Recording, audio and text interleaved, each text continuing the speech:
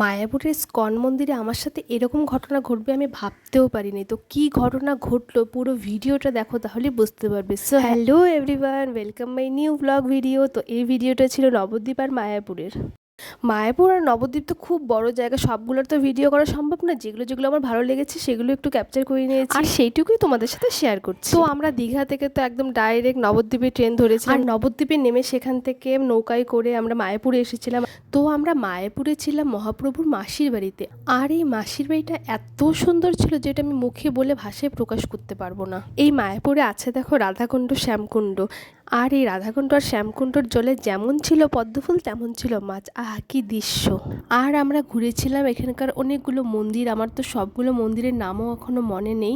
আর এই মন্দিরগুলো এত সুন্দর ছিল, আর মন্দিরে পরিক্রমা সেরে আমরা মহাপ্রভুর জন্মস্থানেও গিয়েছিলাম। সত্যি এখানে আসলে মন অটোমেটিক পবিত্র হয়ে যাবে, খুব ভালো লাগে মনটা এখানে আসলে। আমাদের তো হাতে খুব কম সময় ছিল, আমরা তো আসছিলাম 4 দিনের জন্য, 2 দিন দীঘায় কেটে গিয়েছে, আর 2 দিনের মধ্যে একদিন মায়াপুর একদিন নবদ্বীপ ঘুরবো ভেবেছিলাম, কিন্তু 2 দিনে একটুকু পসিবল না। কারণ এই মায়াপুরই যত বড়, 2 থেকে 3 দিন তো মায়াপুর দেখতেই লাগবে। তারপর আমাদের নবদ্বীপের কথা ছিল, কিন্তু 2 দিনেই আমরা এটা দুটোই কভার করে নিয়েছিলাম। তার জন্য হয়তো আমরা সব কিছু ঘুরতে পারিনি, এত শর্ট টাইমে পসিবলই না, কিন্তু যেটুকু ঘুরেছি মনটা পুরো শান্তি হয়ে গেছে। এখন আমরা চলে আসছি মায়াপুরের ইস্কন মন্দিরে। ইস্কন মন্দিরটা বিশেষ করে দারুণ ছিল, এত বড় মন্দিরটা ছিল যে পুরোটা আমরা ঘুরতেই পারিনি, কারণ আমরা এতগুলো মানুষ ছিলাম, কেউ আগে চলে যায় কেউ পিছে থেকে যায়, এইভাবে আমাদের পুরোটা ঘোরা হয়। তো যেটা ভিডিওর প্রথমে বলছিলাম যে আমার সাথে এমন ঘটনা ঘটেছে যে আমি ভাবতে পারি, সেটা হলো আমরা সবাই মিলে তো ইস্কন মন্দিরে গিয়েছিলাম, কিন্তু সবাই ইস্কন মন্দিরের ভিতরে ঢুকতে পেরেছিল, শুধু আমিই ঢুকতে পারিনি, কারণ আমি একটা গ্রাউন্ড পরে গিয়েছিলাম আর গ্রাউন্ডটার ওড়না ছিল না, যার জন্য আমাকে ভিতরে ঢুকতে দেয়নি। কিন্তু বলেন না, সবই ঠাকুরের ইচ্ছা, ঠাকুরের ইচ্ছা ছিল তাই আমি ভিতরে ঢুকতে পেরেছিলাম, কারণ আমার হাজবেন্ড আমাকে বাইরে থেকে একটা ওড়না কিনে এনে দিয়েছিল, আর সেটা পরে আমরা দুজনে সবার শেষে ভিতরে ঢুকেছিলাম। এই ঘটনাটা তোমাদের সাথে আমি এর জন্য শেয়ার করলাম যাতে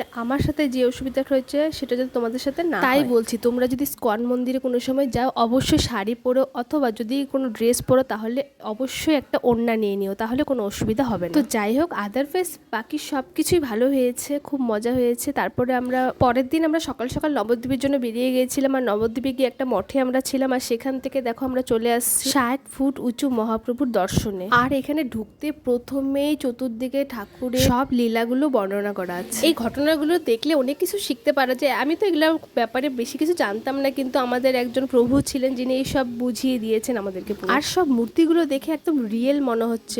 নবদ্বীপে এসে বাচ্চাগুলোর শরীরগুলো একটু খারাপ খারাপ হয়ে গেছিল, আমার হাজবেন্ড আর ননদের জামাই বাচ্চাগুলোকে রেখেছিল মঠে, আর আমরা সবাই এখানে ঘুরতে এসেছিলাম, তাই ভাবছি যে ওরা না এসে খুব মিস করলো, দারুণ সুন্দর জায়গাটা। আর এই মন্দিরের ভিতরে ছিল একটা মিউজিয়াম, যেখানে সব দেবতারা কে কি করেছিল সবকিছু এখানে দেওয়া আছে। শ্রীকৃষ্ণ থেকে শুরু করে জগন্নাথ সবারই এখানে লীলা দেওয়া ছিল। এই যে যেমন দেখো শ্রীকৃষ্ণের পিছনে ছুটছে মা যশোদা, এখানে দেখো শূর্পণখার উপরে শ্রীকৃষ্ণের ঘটনাটা, এখানে দেখো শ্রীকৃষ্ণ যখন কারাগারে জন্ম হয়েছিল সেই দৃশ্য দেওয়া আছে।